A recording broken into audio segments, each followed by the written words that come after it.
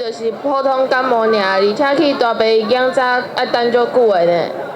我嘛有叫伊去病院看，但是我愛去嘛講袂聽。愛甲身體夠好，才會使像安尼來參加活動，帶小慶出來耍啊。由免費醫護管理學校的學生所早來戲劇表演，清楚傳達戲部減載重要性。這是市區衛生局選在3月20日世界戲樂日進前，在安南區寶山宮所舉辦的宣導活動，讓民眾會當快速了解戲樂的情調和治療方法。感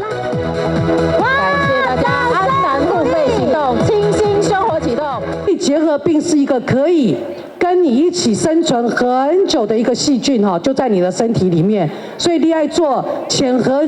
伏結核菌的檢查、抽血，看咱敢有這個細菌，也是講你若有在掃拄仔我講的鏡頭，你都要趕緊來去電工哈，安尼你才會知影講你到底有沒有感染，我們要早期發現哈。台南市每年我們會通報大概有1500名的這個結核病的個案，到現在我們降到400到500例，降幅達到這個60%，這個都是我們第一線其實衛生所的同仁好，我們努力付出汗水的一個結果。咱戲部非常的重要。那剛剛我們李春佑局長也好，疾管署劉主任也好，其實攏呼籲講，今仔既然要健走，咱就來互檢查一下啦吼。宣導活動除了有健康闖關加摸彩，現場嘛安排精彩表演吸引民眾參加。衛生局表示，借着世界戲樂日的宣導，